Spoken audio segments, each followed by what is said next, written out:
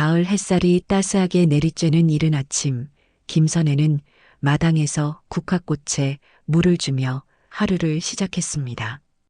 60대 중반의 나이에도 불구하고 그녀의 손길은 여전히 부지런했죠. 평생 자수성가로 일궈낸 재산과 명예, 그리고 무엇보다 소중한 딸 하연이 있어 선혜의 마음은 늘 든든했습니다. 엄마, 오늘 민호 오빠가 온다고 했죠? 38살의 하연이 부엌에서 고개를 내밀며 물었습니다. 곧 결혼을 앞둔 딸의 얼굴에는 설렘과 행복이 가득했어요.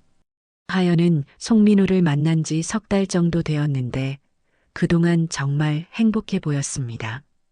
그럼 우리 하연이 좋은 사람 만나서 행복하게 살 수 있을지 직접 확인해 봐야지. 선혜는 미소를 지으며 고개를 끄덕였지만 마음 한편으로는 약간의 우려가 있었어요. 송민호가 하연에게 너무 성급하게 결혼을 제안한 것이 조금 걸렸거든요. 마당 한편에서는 3살 된 진돗개 모찌가 평소와 다른 모습을 보이고 있었어요. 평상시라면 선의 곁에서 얌전히 앉아 있거나 꼬리를 흔들며 애교를 부리곤 했는데 오늘따라 집 주변을 계속 맴돌며 예민하게 행동하고 있었습니다. 모찌야, 왜 그래? 어디 아파? 선혜가 모찌에게 다가가자 모찌는 선혜의 손을 핥긴 했지만 여전히 불안한 기색이 역력했어요. 가끔씩 대문 쪽을 향해 귀를 쫑긋 세우고는 낮게 으르르하며 으르렁거리기도 했습니다. 10시쯤 검은색 벤츠 한 대가 대문 앞에 멈춰 섰습니다. 차에서 내린 송민호는 45살의 단정한 중년 남성으로 고급스러운 정장 차림이 인상적이었어요. 하지만 모찌는 송민호의 모습을 보자마자 갑자기 털을 곤두세우며 컹컹컹 하고 크게 짖기 시작했습니다. 어머, 모찌가 왜 이러지? 하연이 당황하며 달려나왔지만 모찌의 짖음은 쉽게 멈추지 않았어요. 평소 누구에게나 친근했던 모찌가 이렇게 공격적으로 구는 걸 본 적이 없었습니다. 안녕하세요, 어머님. 송민호가 정중하게 인사했지만 모찌는 계속해서 송민호를 향해 지저댔습니다. 송민호가 한 걸음 다가갈 때마다 모찌는 더욱 사납게 으르르하며 으르렁거렸어요. 죄송해요, 오빠. 모찌가 평소엔 이렇지 않은데. 하연이 미안한 표정을 지었지만 송민호는 차분하게 웃으며 말했습니다. 괜찮습니다. 개들이 처음엔 낯선 사람을 경계하곤 하죠. 금세 친해질 거예요. 하지만 선혜는 모찌의 반응이 단순한 경계심과는 다르다는 것을 느꼈습니다. 모찌의 눈빛에는 분명한 적대감이 있었거든요. 마치 송민호에게서 위험한 냄새라도 맡은 듯 했어요. 거실로 들어가서도 모찌는 계속 송민호 주변을 맴돌며 끙끙거렸습니다. 송민호가 소파에 앉으려 하자 모찌는 그 앞을 가로막으며 다시 컹컹 하고 지저댔어요. 정말 이상하네요. 모찌가 이렇게 구는 걸 처음 봐요. 선혜가 중얼거리자 하연이 얼굴을 붉히며 말했습니다. 엄마, 민호 오빠한테 실례잖아요. 모찌야, 방에 들어가 있어. 하지만 모찌는 절대 그 자리를 떠나지 않았어요. 오히려 송민호가 움직일 때마다 더욱 예민하게 반응했습니다. 특히 송민호가 가져온 서류 가방 근처에 갈 때마다 더욱 크게 지저댔어요. 오늘 첫 만남은 이렇게 모찌의 이상한 행동으로 시작되었습니다. 선혜는 딸의 행복을 위해 송민호를 받아들이려 했지만 모찌의 반응이 계속 마음에 걸렸어요. 과연 이 남자가 정말 믿을 만한 사람일까 하는 의문이 들기 시작했습니다. 며칠 후 송민호는 거의 매일 집에 찾아왔습니다. 하연과의 관계를 발전시키려는 듯 보였지만 선혜의 눈에는 뭔가 다른 목적이 있는 것처럼 보였어요. 특히 송민호가 집안 곳곳을 유심히 살펴보는 모습이 신경 쓰였습니다. 어머님, 이 그림 정말 멋지네요. 혹시 유명한 화가 작품인가요? 송민호가 거실벽에 걸린 그림을 보며 물었습니다. 하지만 선혜는 그의 시선이 그림의 예술적 가치보다는 금전적 가치를 평가하는 듯한 느낌을 받았어요. 아니에요. 그냥 제가 좋아해서 산 거예요. 선혜가 대답했지만 송민호는 계속해서 집안의 고급 가구들과 장식품들을 하나하나 살펴봤습니다.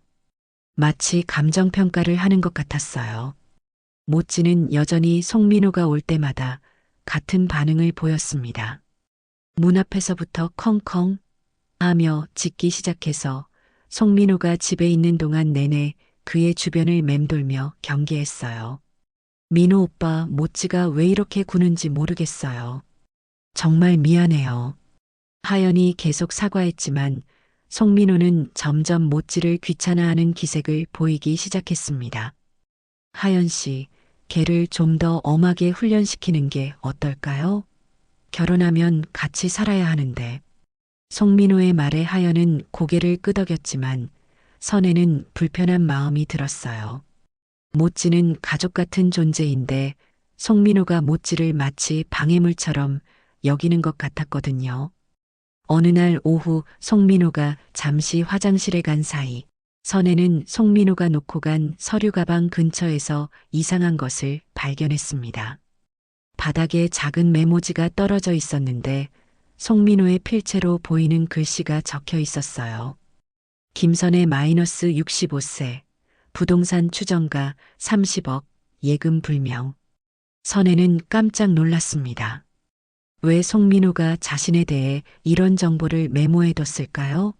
하연과의 연애와는 전혀 관계없는 내용이었거든요. 모찌가 선의 곁으로 와서 그 메모지 냄새를 킁킁 맡더니 으르르하며 낮게 으르렁거렸습니다. 마치 그 종이에서 나쁜 냄새라도 나는 것처럼 말이에요. 모찌야, 너도 뭔가 이상하다고 생각하는구나. 선혜가 모찌의 머리를 쓰다듬으며 속삭였습니다. 모찌는 선혜를 올려다보며 끙끙하고 작은 소리를 냈어요. 송민호가 화장실에서 나오자 선혜는 서둘러 메모지를 주머니에 넣었습니다. 저녁 식사 시간에 송민호는 갑자기 결혼 이야기를 꺼냈습니다. 하연 씨, 우리 결혼을 좀 서둘렀으면 어떨까요? 사업상 해외로 나가야 할 일이 생길 수도 있거든요. 해외요? 갑자기 무슨? 하연이 놀라며 물었지만 송민호는 자세한 설명을 피했습니다. 아직 확실하지 않지만 혹시 모르니까 미리 준비해두면 좋을 것 같아서요. 선혜는 송민호의 말이 이상하다고 느꼈습니다. 연애한 지 몇 달 안 된 사이에 갑자기 결혼을 서두르는 것도 그렇고 해외 이주 이야기도 뜬금없었거든요. 민호 오빠, 너무 급하지 않나요? 우리 좀 더 알아가면서. 하연이 조심스럽게 말했지만 송민호는 오히려 더욱 적극적으로 설득했습니다. 사랑하는 사람과는 하루라도 빨리 함께하고 싶잖아요. 그리고 어머님도 빨리 사위를 보고 싶으시겠죠? 송민호가 선혜를 바라보며 말했지만 선혜는 그의 눈빛에서 뭔가 계산적인 것을 느꼈어요. 진정한 사랑보다는 다른 목적이 있는 것 같았습니다. 모찌는 송민호가 결혼 이야기를 할 때마다 더욱 불안해하는 모습을 보였어요. 송민호의 발 밑에서 으르르하며 계속 으르렁거렸습니다. 그날 밤 송민호가 돌아간 후 선혜는 발견한 메모지를 다시 꺼내어 살펴봤습니다. 분명히 뭔가 수상한 구석이 있었어요. 하지만 하연에게 말하기엔 아직 확실한 증거가 부족했습니다. 모찌는 선혜 곁에 앉아서 함께 메모지를 바라보고 있었어요. 마치 엄마도 이제 알겠지? 라는 듯한 표정이었습니다. 다음 날 아침 선혜는 일찍 일어나서 마당 청소를 하고 있었습니다. 어젯밤 발견한 메모지 때문에 잠을 제대로 이루지 못했거든요. 모찌는 선혜 곁에서 함께 있으면서 계속 불안한 기색을 보였어요. 선혜야, 안녕. 이웃집에 사는 박정숙이 담장 너머로 인사를 건넸습니다. 정숙은 선혜와 오랜 친구 사이로 동네 소식에 밝은 편이었어요. 정숙 언니, 안녕하세요. 그런데 요즘 너희 집에 자주 오는 그 남자 좀 이상하지 않아? 어제 저녁에도 혼자서 너희 집 주변을 한참 돌아다니더라고. 정숙의 말에 선혜는 깜짝 놀랐습니다. 송민호가 혼자서 집 주변을 돌아다녔다니요. 혼자서요? 언제요? 밤 9시쯤이었나? 하연이는 집에 없었던 것 같고, 너도 안 보이고, 그 남자가 혼자서 너희 집 대문 앞에서 한참 서 있다가 집 뒤쪽까지 돌아보더라고. 선혜의 등골이 서늘해졌습니다. 어제 저녁 하연은 친구들과 모임이 있다고 나갔었고, 자신은 일찍 잠들었었거든요. 그 사이에 송민호가 왜 혼자서 집 주변을 살펴봤을까요? 그리고 며칠 전에는 동네 부동산에 가서 이 동네 집값 얘기를 하던데 특히 너희 집 얘기를 자세히 물어보더라는 거야. 모찌가 갑자기 컹컹 하며 짖기 시작했습니다. 마치 정숙의 말에 동의한다는 듯이 말이에요. 정말 조심해야 할 것 같아. 뭔가 수상해. 정숙의 걱정스러운 말을 들으며 선혜는 어젯밤 발견한 메모지를 다시 떠올렸습니다. 이제 더 이상 우연의 일치라고 넘길 수는 없었어요. 오전 10시쯤 하연이 일어나서 부엌으로 나왔습니다. 평소보다 기분이 좋아 보였는데 어젯밤 송민호와 통화해서 좋은 이야기를 들었기 때문이었어요. 엄마, 민호 오빠가 곧 정식으로 프러포즈를 할 것 같아요. 오늘 오후에 중요한 이야기가 있다고 하시더라고요. 하연의 들뜬 목소리를 들으며 선혜는 복잡한 마음이 들었습니다. 딸의 행복을 위해서라면 자신의 의심이 기우이기를 바라고 싶었지만 너무 많은 이상한 점들이 겹치고 있었어요. 하연아, 혹시 송민호 씨가 우리 집이나 우리 가족에 대해서 자세히 물어본 적 있니? 우리 가족요? 가끔 엄마 일이나 우리 집 이야기는 하죠. 연인 사이니까 당연한 거 아닌가요? 하연은 별로 이상하게 생각하지 않는 것 같았습니다. 선혜는 좀 더 구체적으로 물어봤어요. 어떤 종류의 이야기? 예를 들어서, 엄마가 어떤 일을 하셨는지, 집은 언제 사셨는지, 그런 일반적인 이야기들이요. 왜요? 일반적인 이야기라고 하기엔 너무 구체적인 것들이었습니다. 선혜는 점점 확신을 갖기 시작했어요. 오후 2시 송민호가 도착했습니다.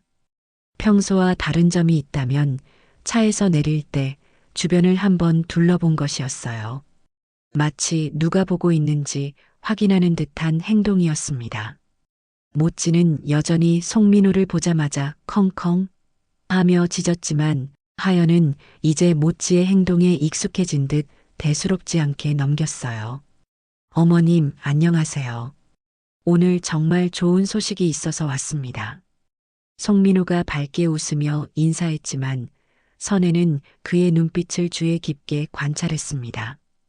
뭔가 평소와 다른 긴장감이 느껴졌어요. 어떤 좋은 소식인가요? 사실 제가 큰 사업 기회를 잡게 되었습니다. 해외 진출 관련인데 정말 큰 돈을 벌 수 있는 기회거든요. 송민호가 설명하는 동안 모찌는 계속해서 그의 주변을 맴돌며 으르르하고 낮게 으르렁거렸습니다. 그래서 하연 씨와 함께 새로운 시작을 하고 싶어서요. 물론 준비해야 할 것들이 많지만 어떤 준비요? 선혜가 조심스럽게 물었습니다.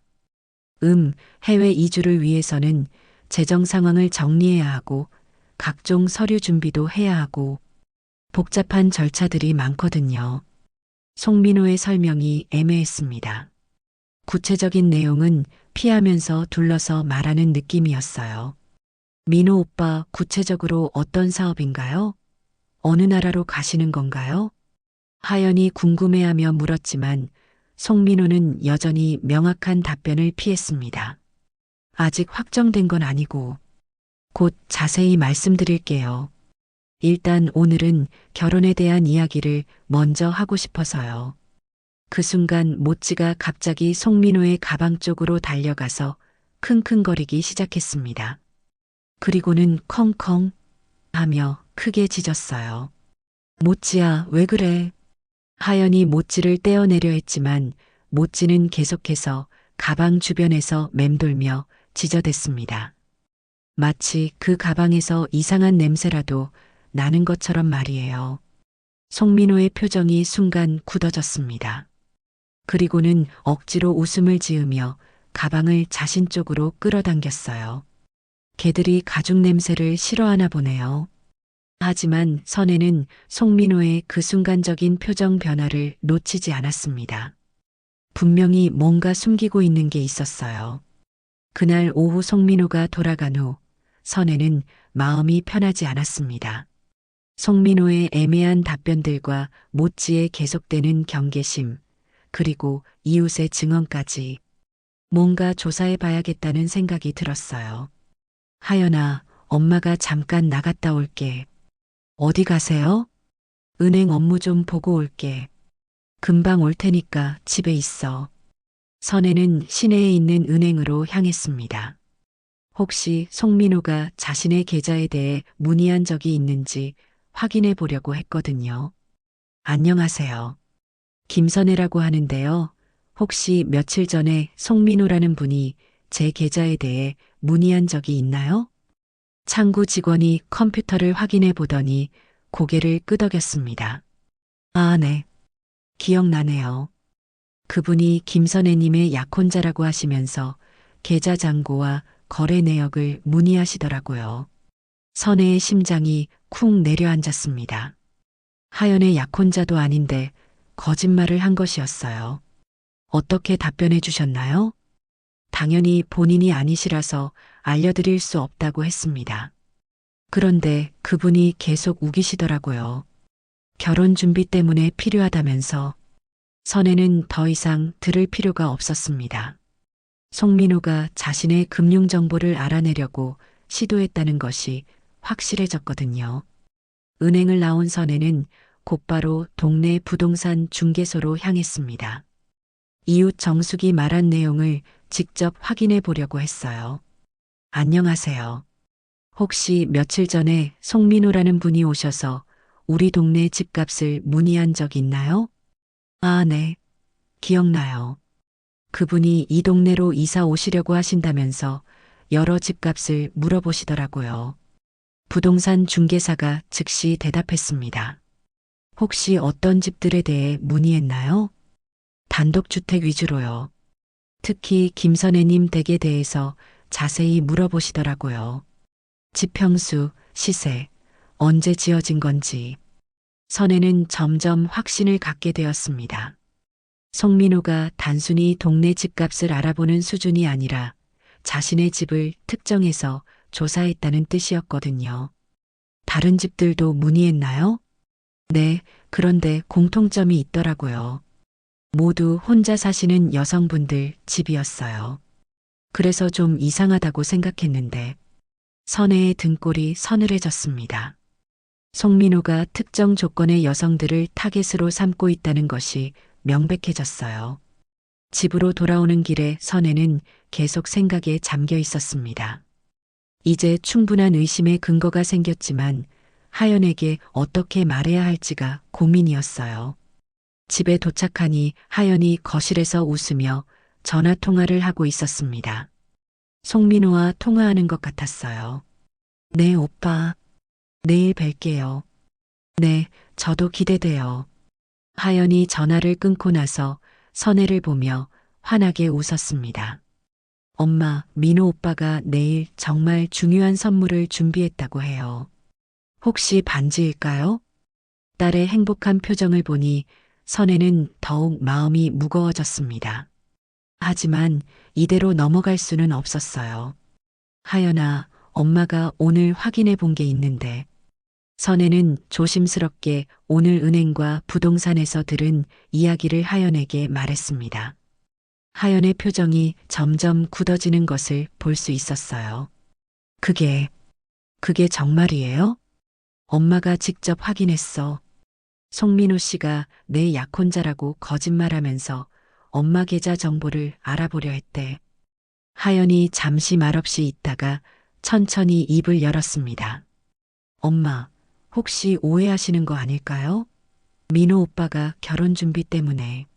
하연아, 아직 약혼도 안 했는데 왜 엄마 계좌를 조사해야 해? 그리고 혼자서 밤에 우리 집 주변을 돌아다닌 것도 이상하고. 하지만 하연은 여전히 송민호를 믿고 싶어 했습니다. 사랑하는 사람을 의심한다는 것이 쉽지 않았거든요. 내일 민호 오빠가 오시면 직접 물어볼게요. 분명히 오해일 거예요. 선혜는 하연의 반응을 보며 더 확실한 증거가 필요하다고 생각했습니다. 그래서 그날 밤 인터넷을 검색해 보기로 했어요. 송민호 사기, 결혼 사기 등의 키워드로 검색해 보니 비슷한 수법의 사기 사건들이 여러 건 나왔습니다. 중년 여성들에게 접근해서 결혼을 빌미로 재산을 노리는 범죄들이었어요. 그 중에서 특히 눈에 띄는 기사가 하나 있었습니다. 작년에 일어난 사건으로 피해자가 최순자라는 여성이었어요. 선혜가 어제 발견한 메모에 적혀 있던 바로 그 이름이었습니다. 기사를 자세히 읽어보니 범인은 가명을 사용했고 피해자의 재산 상황을 미리 조사한 후 계획적으로 접근했다고 나와 있었어요. 송민호의 행동 패턴과 정확히 일치했습니다. 선혜는 이제 확신을 갖고 다음 날을 기다렸습니다. 송민호가 과연 어떤 중요한 선물을 가져올지, 그리고 자신의 의심이 정말 맞는지 확인할 수 있을 테니까요. 모찌는 그날 밤에도 계속 불안해하며 집안을 돌아다녔습니다. 마치 내일 무슨 일이 일어날지 미리 알고 있는 것처럼 말이에요. 다음 날 오후 송민호는 평소보다 정장을 단정하게 차려입고 도착했습니다. 손에는 작은 상자와 서류 가방을 들고 있었어요. 하연은 혹시 프로포즈일까봐 설레는 마음을 감추지 못했지만 선혜는 긴장한 채로 상황을 지켜봤습니다. 모찌는 송민호를 보자마자 평소보다 더욱 격렬하게 컹컹컹 하며 지저댔습니다. 오늘따라 유독 공격적이었어요. 모찌야, 오늘 왜 이렇게 시끄러워? 하연이 모찌를 나무랐지만 모찌는 전혀 멈추지 않고 송민호 주변을 맴돌며 계속 짖었습니다. 어머님, 하연 씨, 오늘 정말 특별한 날이 될 것 같습니다. 송민호가 상자를 테이블 위에 올려놓으며 말했습니다. 하연의 눈이 반짝였지만 선혜는 송민호의 표정에서 뭔가 부자연스러운 점을 느꼈어요. 사실 제가 하연 씨께 드릴 게 있어서요. 송민호가 상자를 열자 안에는 예쁜 반지가 들어 있었습니다. 하연이 감탄사를 내뱉는 순간 송민호는 갑자기 서류 가방도 함께 열었어요. 그리고 결혼 준비를 위해 몇 가지 서류도 준비해 왔습니다. 송민호가 꺼낸 서류들을 보는 순간 선혜의 얼굴이 굳어졌습니다. 혼인신고서는 물론이고 재산분할협의서, 부동산 등기 이전 동의서까지 있었거든요. 이게 다 뭐예요? 선혜가 조심스럽게 물었습니다. 모찌는 서류들을 보자 더욱 크게 컹컹 하며 짖어댔어요. 결혼하면 필요한 서류들이죠. 미리 준비해두면 편하잖아요. 송민호의 설명을 들으며 하연도 조금씩 이상함을 느끼기 시작했습니다. 민호 오빠, 이런 건 결혼한 다음에 해도 되는 거 아닌가요? 너무 성급한 것 같은데. 아니에요, 하연 씨. 제가 해외 사업 때문에 급하게 출국해야 할 수도 있거든요. 그래서 미리 정리해 두려고요. 하지만 선혜는 어제 자신이 확인한 사실들을 떠올리며 더 이상 참을 수 없었습니다. 송민호 씨, 혹시 며칠 전에 은행에 가셨나요? 갑작스러운 선혜의 질문에 송민호의 표정이 순간 굳어졌습니다. 은행요? 무슨, 제 계좌에 대해 문의하셨죠? 하연이 약혼자라고 거짓말하시면서요. 송민호의 얼굴이 창백해졌습니다. 하연도 깜짝 놀라며 송민호를 바라봤어요. 민호 오빠, 그게 정말이에요? 그건, 그건 결혼 준비를 위해서, 결혼 준비에 왜 제 어머니 계좌가 필요한가요? 하연의 목소리가 점점 차가워졌습니다.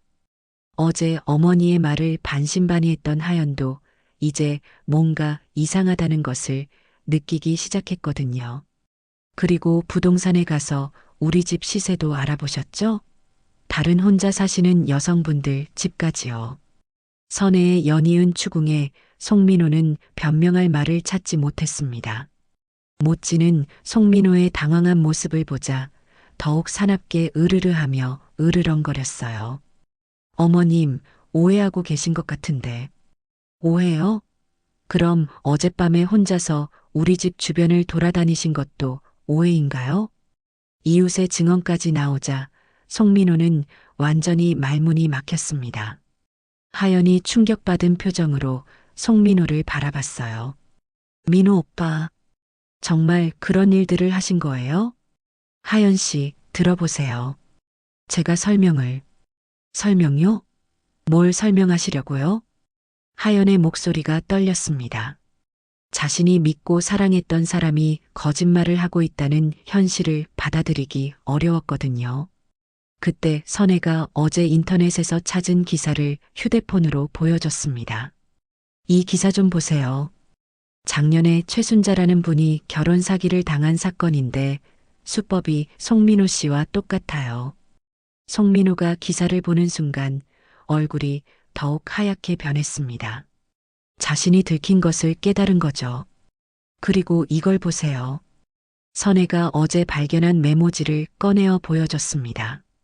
송민호의 필체로 여러 여성들의 이름과 정보가 적혀 있었어요. 최순자, 이 이름이 기사에 나온 피해자와 같은 사람이죠? 하연이 메모를 보며 경악했습니다. 이제 더 이상 의심할 여지가 없었어요. 모찌는 긴장감이 고조되는 상황에서 계속해서 송민호를 향해 컹컹 하며 지저댔습니다. 마치 이제 정체가 드러났다고 말하는 것 같았어요. 민호 오빠, 아니 송민호 씨, 처음부터 저희를 속이려고 접근한 거였어요? 하연의 떨리는 목소리에 송민호는 더 이상 변명할 수 없음을 깨달았습니다. 하지만 여전히 마지막 발악을 시도했어요. 하연 씨, 제 마음은 진짜였어요. 처음엔 그런 목적이었을지 몰라도. 진짜였다고요? 그럼 이 모든 조사와 거짓말은 뭐예요? 선혜가 단호하게 말했습니다. 이제 더 이상 송민호의 거짓말을 들을 이유가 없었어요. 상황이 완전히 송민호에게 불리해지자 그는 갑자기 태도를 바꿨습니다. 지금까지의 온화한 모습은 사라지고 차갑고 계산적인 본 모습을 드러내기 시작했어요. 선혜가 경찰서에 신고 전화를 거는 동안 송민호는 안절부절 못하며 자리에서 일어났다 앉았다를 반복했습니다. 도망치려는 기색을 보였지만 모찌가 현관 쪽에서 으르르하며 으르렁거리고 있어 쉽게 움직일 수 없었어요.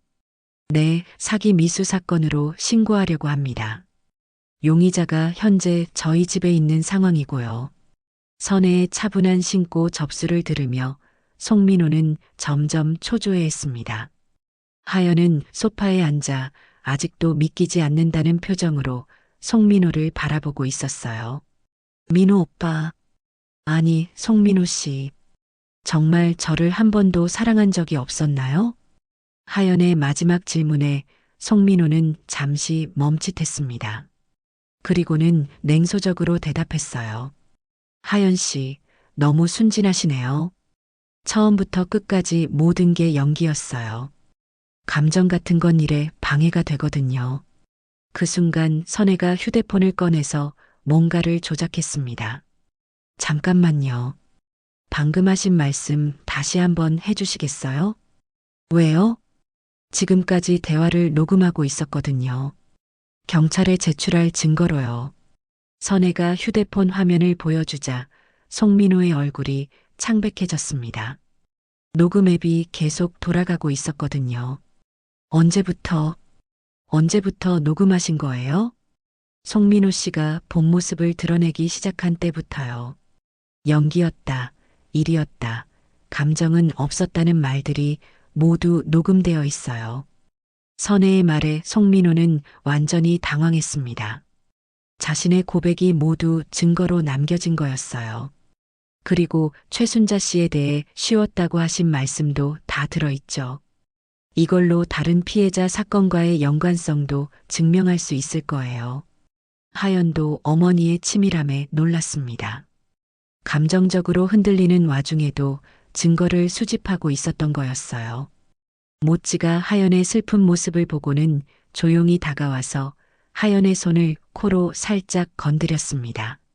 하연이 모찌를 안으며 속삭였어요. 모찌야, 내가 맞았어. 처음부터 이 사람이 이상하다고 했었지? 모찌는 끙끙하며 작은 소리를 내면서 하연을 위로했습니다. 20분 후 경찰이 도착했습니다. 선혜는 준비해둔 모든 증거들을 경찰에게 제출했어요. 메모지, 은행과 부동산의 증언, 인터넷 기사, 그리고 결정적으로 송민호가 직접 자백한 녹음 파일까지. 이 녹음 파일이 결정적이네요. 본인이 직접 사기 행위를 인정했으니까 변명의 여지가 없습니다. 경찰관이 녹음을 들으며 말했습니다. 송민호는 체포되면서도 끝까지 녹음의 효력에 대해 따졌지만 이미 늦었어요.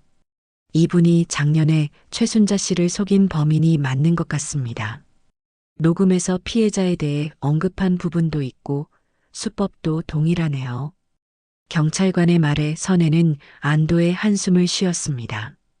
모찌가 처음부터 경고해준 덕분에 큰 피해를 막을 수 있었을 뿐만 아니라 다른 피해자를 위한 정의도 실현할 수 있게 되었거든요. 송민호가 끌려간 후 집안은 깊은 정적에 휩싸였습니다. 하연은 여전히 충격에서 벗어나지 못한 채 멍하니 앉아 있었어요. 엄마, 언제부터 녹음을 생각하고 계셨어요? 송민호 씨가 태도를 바꾸기 시작했을 때부터야. 혹시 모르니까 증거를 남겨두자고 생각했어. 선혜의 침착함에 하연은 새삼 어머니를 존경하게 되었습니다. 모찌가 없었다면, 그리고 엄마의 지혜가 없었다면 어떻게 됐을까요? 하연이 모찌를 바라보며 말했습니다. 모찌는 하연의 무릎에 머리를 기대며 꼬리를 살짝 흔들었어요. 정말 그래.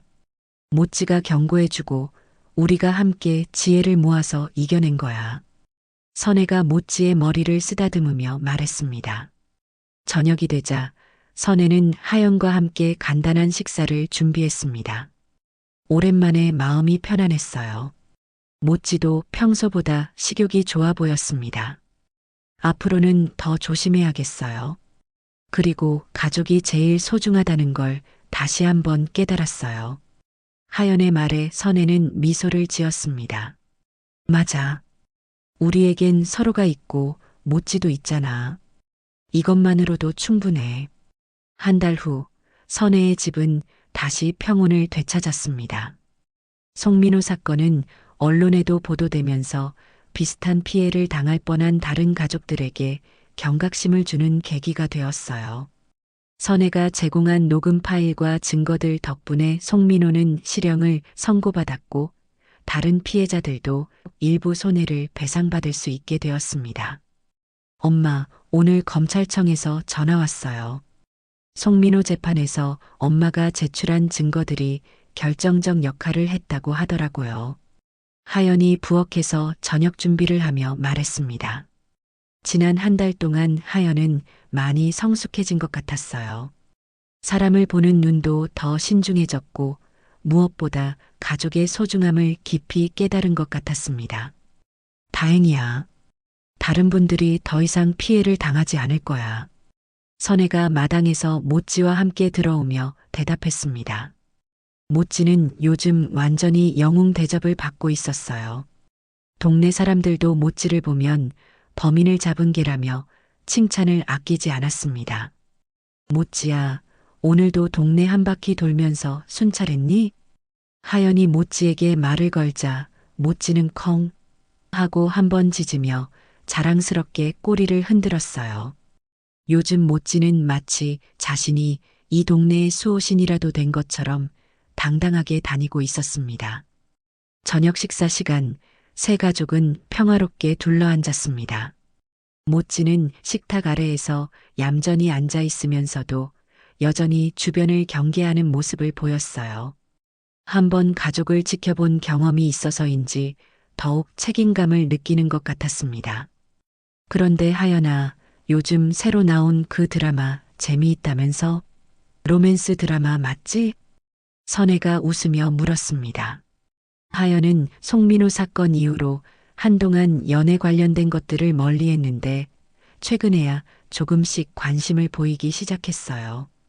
네, 그런데 이제는 드라마로만 충분해요. 현실에서는 당분간 연애 생각 없어요. 하연이 웃으며 대답했습니다. 아직 마음의 상처가 완전히 아물지는 않았지만 예전처럼 절망적이지는 않았어요. 그래도 언젠가는 정말 좋은 사람 만날 거야. 그때는 모찌가 먼저 검증해 줄 테니까 걱정 없어.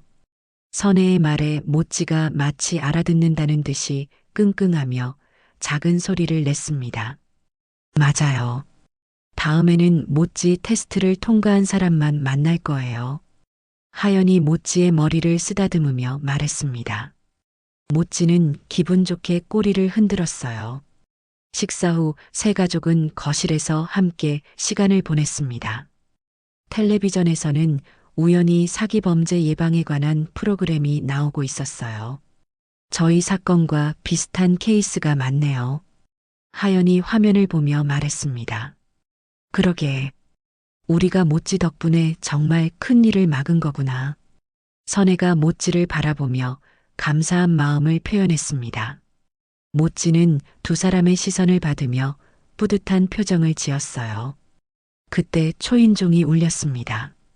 모찌가 즉시 귀를 쫑긋 세우고 현관 쪽으로 달려갔어요. 하지만 예전처럼 경계하며 짖지는 않았습니다. 문을 열어보니 이웃집 정숙이 서 있었어요. 선혜야, 안녕. 오늘 뉴스에서 너희 이야기 나오는 거 봤어. 정말 잘했더라. 정숙 언니 들어오세요. 정숙이 들어오자 모찌는 반갑게 꼬리를 흔들며 맞이했습니다. 이제 모찌도 누가 좋은 사람이고 나쁜 사람인지 확실히 구분할 수 있게 된 것 같았어요. 모찌야, 너 정말 대단하다. 우리 동네 영웅이야. 정숙이 모찌를 쓰다듬으며 칭찬하자 모찌는 더욱 신이 나서 컹컹 하고 두 번 짖었습니다. 덕분에 우리 동네도 더 안전해진 것 같아.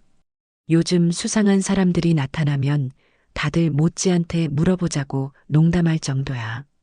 정숙의 말에 모든 사람들이 웃었습니다. 모찌도 마치 농담을 이해한다는 듯이 입을 벌리고 헥헥거렸어요. 정숙이 돌아간 후 밤이 깊어지자 하연은 방으로 들어갔습니다. 선혜는 모찌와 함께 마당으로 나가서 별을 바라보며 산책했어요. 모찌야, 정말 고마워. 내가 없었다면 우리 가족이 어떻게 됐을지 몰라. 선혜가 모찌를 안으며 속삭였습니다. 모찌는 선혜의 품에서 편안하게 몸을 맡기며 끙하고 작은 소리를 냈어요. 앞으로도 우리 가족 잘 부탁해. 너는 정말 우리 가족의 수호신이야. 모찌는 선혜의 말을 듣고 고개를 끄덕이는 듯 했습니다. 그리고는 집을 한 바퀴 돌며 마지막 순찰을 했어요. 집으로 들어가기 전 선혜는 한 번 더 모찌를 바라봤습니다. 이 작은 강아지가 얼마나 큰 재앙으로부터 가족을 구해줬는지 새삼 깨달았어요. 이 세상에서 가장 소중한 것은 서로를 지켜주는 마음과 충성심이야. 그 중에서도 가장 순수한 충성심의 상징이 바로 우리 모찌였구나. 선혜의 마지막 말에 모찌가 컹 하고 한 번 크게 짖으며 대답했습니다. 마치 당연하다는 듯한 당당한 모습이었어요. 그렇게 평범하지만 소중한 일상이 다시 시작되었습니다. 가족의 사랑과 모찌의 충성심 그리고 서로를 지키려는 마음만 있으면 어떤 어려움도 이겨낼 수 있다는 것을 모두가 깨닫게 된 따뜻한 밤이었습니다. 오늘의 이야기가 즐거우셨다면 구독, 좋아요, 알림 설정까지 부탁드립니다. 언제나 감사드립니다. 행복하세요.